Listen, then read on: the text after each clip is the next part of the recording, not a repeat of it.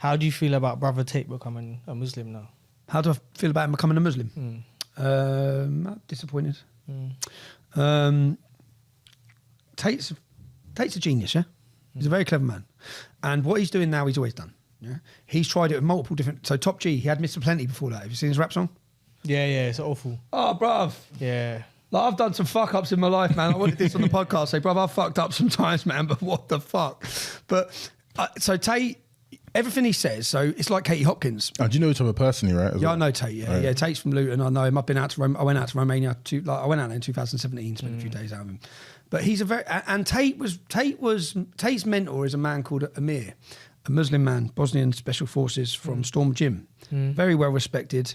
No one would have... Everyone I speak to, because my friend is one of the main trainers at that gym, everyone likes him, yeah? Muslim, non-Muslim, he's a great guy. Tommy Robinson has become a notable figure in discussions about the rise of anti-Islam sentiments in the UK. Known for his outspoken views on radical Islam and his advocacy for free speech, Robinson has frequently addressed the growing concerns regarding Islamophobia and anti-Islam sentiments in British society. In this video, we will delve into Robinson's perspective on this issue, examining his arguments and the context in which he presents them. Tommy Robinson, whose real name is Stephen Yaxley Lennon, is an English political activist and co-founder of the English Defence League, EDL. Over the years, Robinson has been a controversial figure, especially in his criticism of radical Islam and his views on immigration. His stance on the rise of anti-Islam sentiments reflects his broader concerns about the impact of radical ideologies on British society and the challenges of addressing these issues while maintaining open debate. About sexualising them and changing, and they don't want you to have a dad,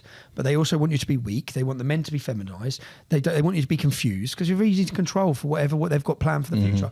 So the Muslim, I reached out to that. I went up to the Muslim geezer's house and I thought, you're being labelled as extremist. I'm a dad. I agree with everything you're saying, yeah. But the way they got round that, they labelled them as extremists. The parents were called extremists, and then they got court injunctions banning them from attending the school. So then it's gone away. But that, you're right. The woman behind that education process in Birmingham, she said 5 years prior that she wants to smash heteronormativity. So this is a teacher saying she wants to smash men and women being together because they don't want it. And I said, now they're indoctrinating and they're calling it diversity and inclusion. So no, that's not inclusion. You're not. And with that ain't happening with my kids. But so many parents now are letting it happen within our communities because of political correctness. Because they're scared. Yeah, but the abolishment of heteronormative roles. A lot of people don't know this, and one thing I will say, heteronormative and that movement is very different to the homosexual movement because homosexuality has always existed through years of time and apart from regions where the holy books were enforced. When I talk about the trans movement, it all started with Alfred Kinsey, I think in like the 1960s, I think it was, if my memory serves me correctly. And his whole idea was he performed studies and he had the idea that children should be sexually free and be free to be whoever they want to be. And he's recorded to have done sexual studies on kids as young as like 9 months. And that he is the doctor of this. And they know that getting to the kids, what you hear in your first 7 years. But he was similarly to Antifa, where he was a Marxist. And that's what he wanted, destroyed the nuclear home. Yeah. You should look into Alfred Kinsey. He's the emergent, obviously. Yeah, so it all starts. People who from that group now say, okay, that's what it started as. It was something negative and it's morphed into something else they see as positive. But the birth of that movement, that's another Marxist. Yeah, he also practiced on people like mental health in jail as well. So his studies were very, very, very contentious from the beginning. So that's why he was even able to get results from the studies. But even though he's been proven wrong on many occasions, people still follow the ideology. I want to show you what Tate said to me, yeah? He said children have a natural sexual energy and if they, from a young age, if they want to follow that, they should be allowed to be. Tate said to me, would you rather your son come home a tranny or a Muslim, bro? That's what he messaged me. That's what he messaged me. People laugh, that's wild. Wait, listen to this one, yeah? I hope you don't mind me sharing some of these. So I'm saying, bruv, man, and he said, like he's bantering, convert, admit you're wrong, admit Christians are scumbag cowards who sell out their own like Muslims never would, join a brotherhood, teach the importance of Islam to resist LGBT bullshit, get millions and millions, be rich like me, 4 wives, drive a Lambo, inshallah.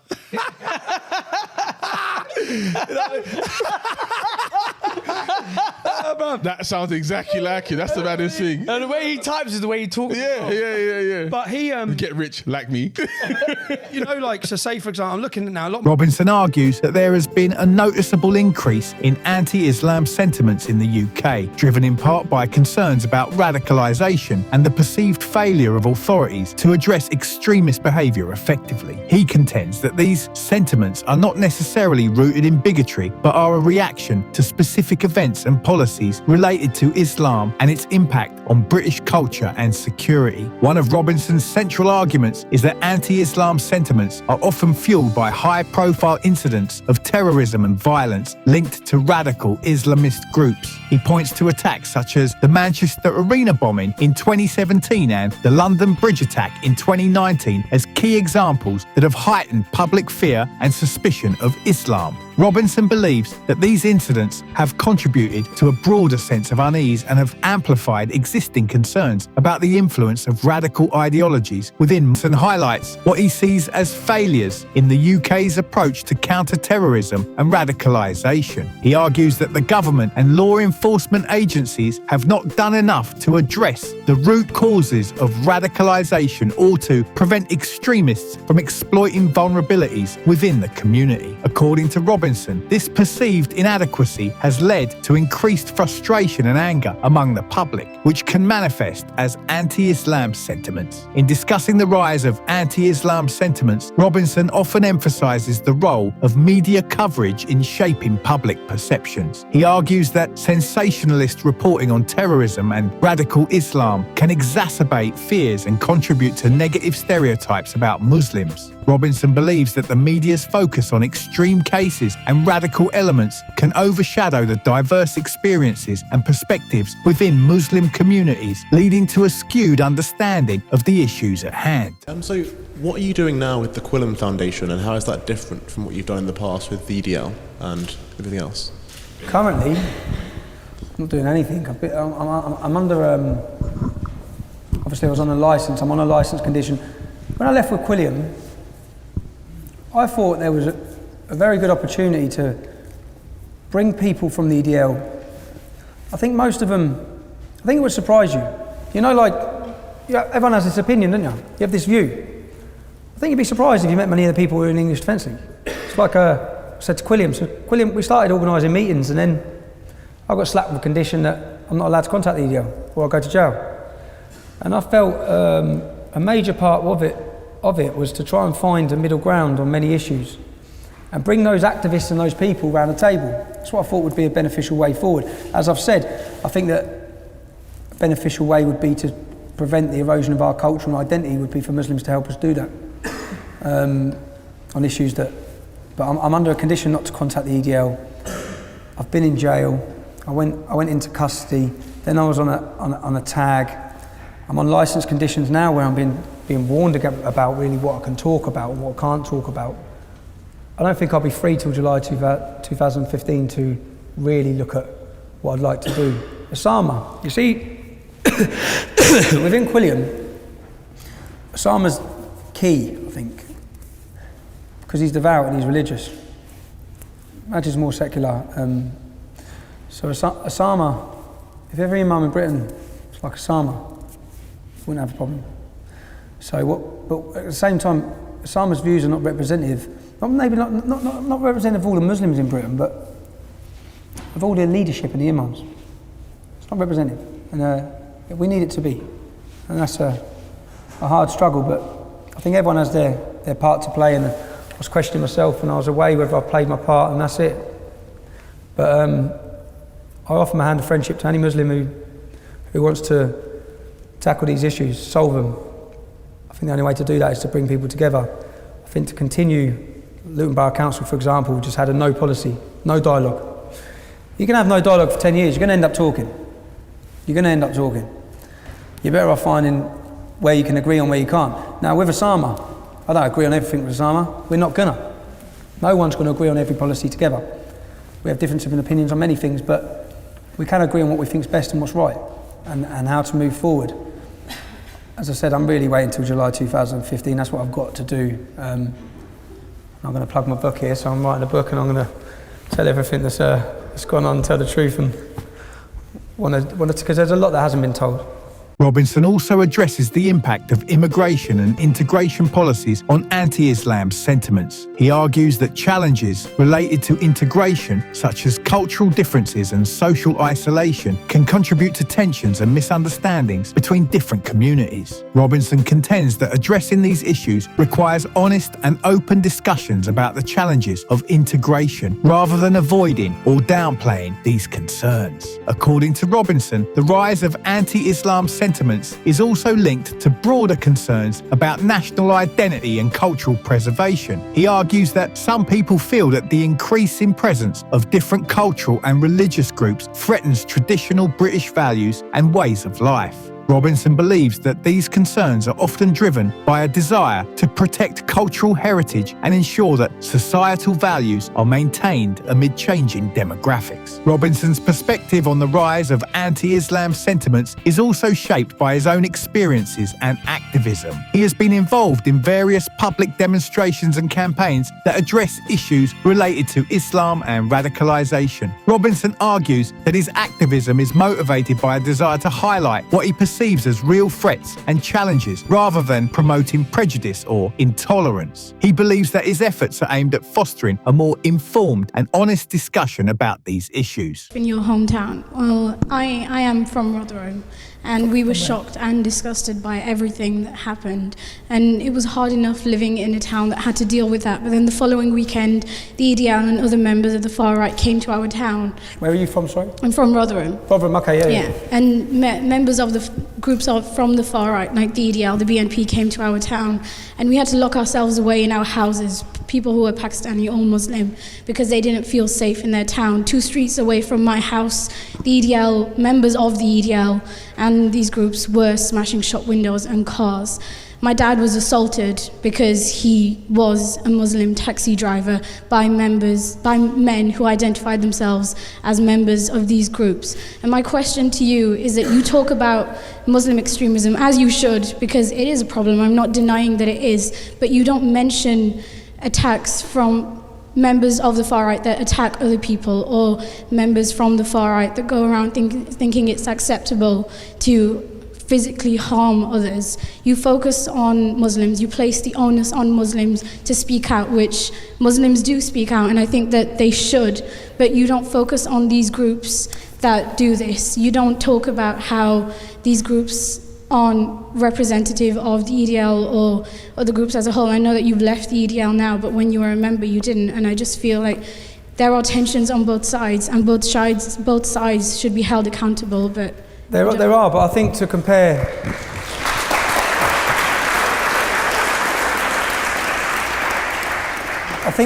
groups on the far right with Islamist terrorism who wish to kill, murder, maim, and they are killing, they are murdering.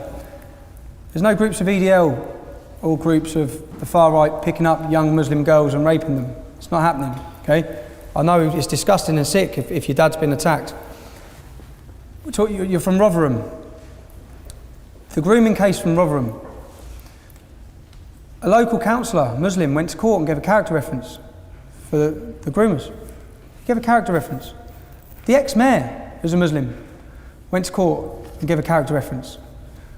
After that court case, once those men were convicted for rape, disgusting, sickening crimes against kids, there was no outcry. I'm not trying to justify any of it. I remember looking at it and thinking, hold on, a councillor who's gone to court and gave a character reference for a paedophile who's raped a kid, and he ain't lost his job. And yet, when you say I don't speak out, I actually hate the far right, the real far right, as we've seen. Who the far right I see as the far right. I don't think it's right to bracket every people who are critical of Islam as an ideology. It is right to condemn what you're saying is acts of violence against innocent Muslims. But the reason why I don't speak out as much about them is because they're not blowing things up. They're not murdering. I haven't really seen many incidents or any evidence of the crimes like in comparison to what we're seeing. I don't think that, you see, the far right is going to grow. As we grow on in the coming years, it is going to grow. You will eventually see an attack from the far right on innocent Muslims, whether it be a mosque. But it's like 95%, 5%. The biggest threat to world peace is ISIS, Islamist ideology. So that's why, as you said, I don't speak about it as much. I do think it's something that, again, government may not really address until something really terrible happens. But sorry that you experience those things, but I don't speak about them on an equal level because I don't think they are equal.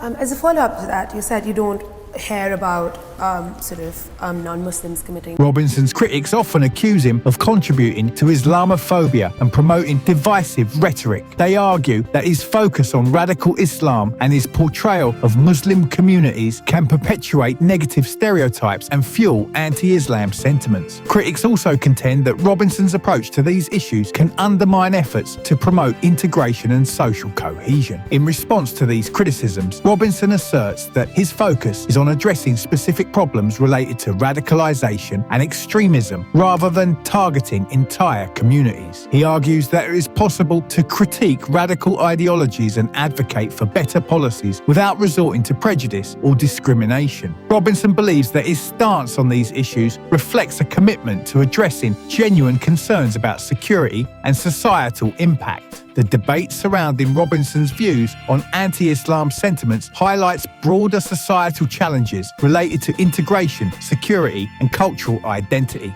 As public concerns about radicalisation and terrorism continue to shape discussions about Islam and its place in British society, it is essential to navigate these issues with a balanced and informed approach. Robinson's arguments offer a perspective on the factors driving anti-Islam sentiments and underscore the need for constructive dialogue and policy solutions. I started my activism in 2009, yeah? So I'll give a brief history to my work. Yeah, do that. I was born in Luton in 1982. Luton's a town that's 30 miles north of London. When I was born in 1982, there was one mosque.